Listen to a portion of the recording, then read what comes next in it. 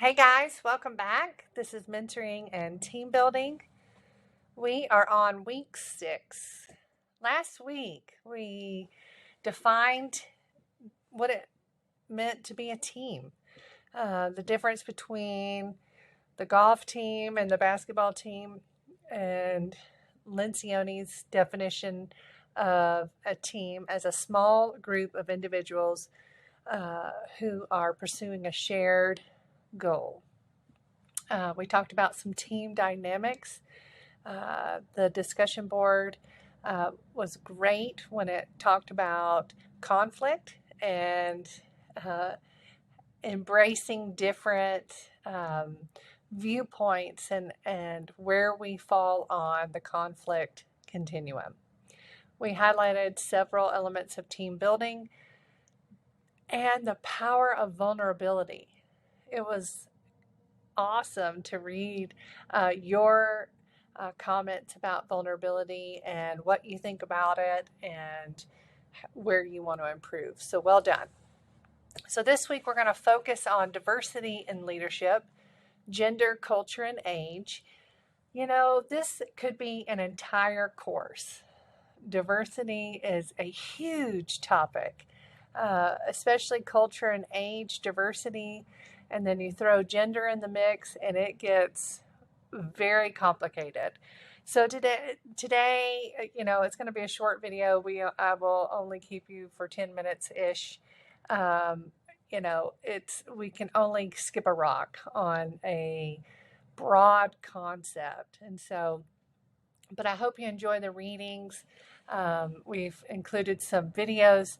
Dive into those. They will really just help expose you to some language. It will show you where you fall on your diversity IQ and just kind of cultivate that. Here's a fun little picture. Um, yeah, don't you just love minions? They make me happy. Anyway, I love this quote. Teamwork is essential. It allows you to blame someone else. Absolutely. Isn't that great? All right. So, recapping. In the advantage, it talks about the 4 disciplines of organizational health. So, Lencioni talks about building a cohesive leadership team. And then in order to do that, you've got to create clarity, then you reinforce clarity, and then over communicate clarity. Those are kind of the 4 pillars of the advantage. He kind of displays them this way. So there's the cohesive leadership team and the create clarity, over communicate clarity, and reinforce clarity. And so diving into component number 2, the create clarity, Lencioni highlights 6 questions. So if you'll just notice quickly, there's a why, a how, a what, and a who. So we're going to focus today on the who must do what. Yes, who must do what. So you can have vision, you can have all the components, you have clarified everything, but you got to have people to do and to accomplish all the things that you've listed, right? As an organization, as a team. You got to have the right people on the bus. That's John Gordon. Who is going to accomplish what you want? And so this is where human systems comes into play. And so human systems influences a team because human systems give an organization a structure for tying its operations, that means how it functions, its culture, who we are, and management, how it functions together, even when leaders aren't around to remind people. So these things, it's kind of like the operating system of your phone.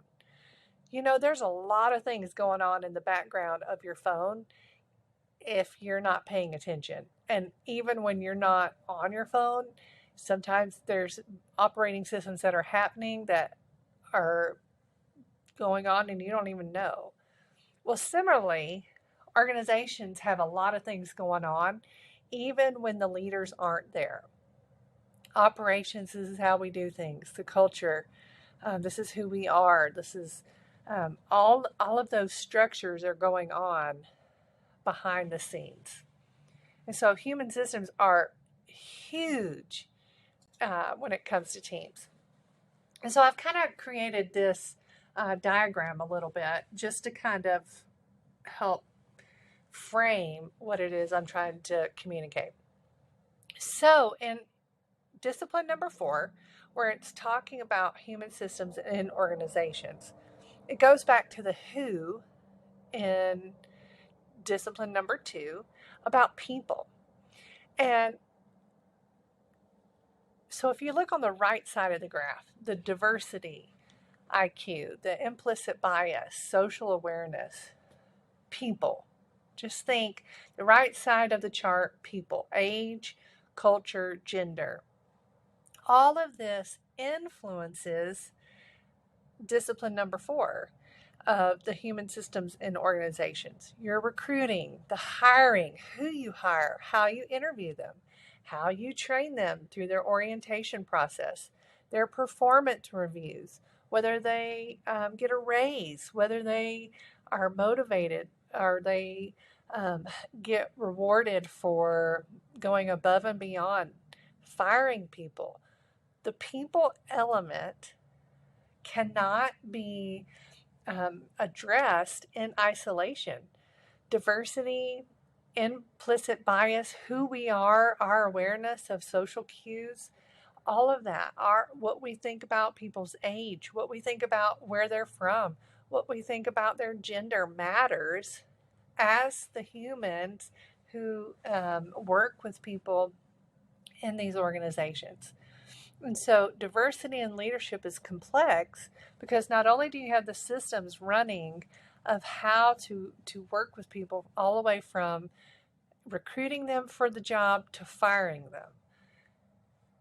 All of that is intermingled with who these people are and how you and others perceive them through age, culture, and gender. So the reason why I bring all that up is because we're going to just dive in a little bit. Where are you when it comes to racism, your own individual bias, your diversity, intelligence? What does that look like?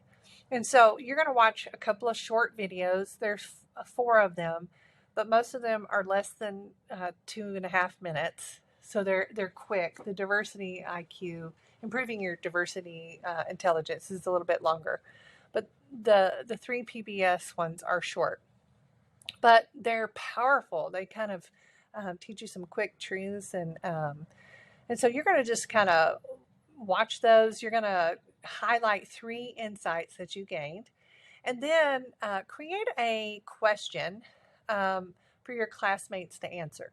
Follow the discussion post guidelines of the class and write us a compelling discussion post about what 3 things that you learned from watching these videos and any other of our class textbooks or scholarly material. And then create a question that you would like for your classmates to answer. And then several of your classmates will answer according to our post guidelines. But it's always fun and easy when your classmates kind of tee it up and give you a question to answer. And then you're going to do the reading and response that's listed in the syllabus, and that's going to be on the reading material for this week. And then the last assignment, we have a portfolio this week, and it's on the Billy Graham rule. There are a couple of articles in Moodle that talk about the Billy Graham rule, 2 specifically. And I would like, in this assignment, you're going to come up with your position on the Billy Graham rule. Create a specific set of what, if you're in this situation, how would you respond and why?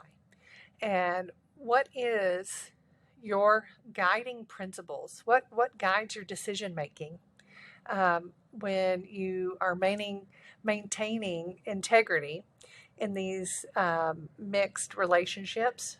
Or, yeah, so potentially, whether you're a guy, how you will relate to females in the workplace, and if you're a female, how will you relate to men in the workplace? And so there's a lot of different angles you can take it, but just think through that. I hope you have a good time diving into diversity and gender, and we'll see you next time. All right, bye.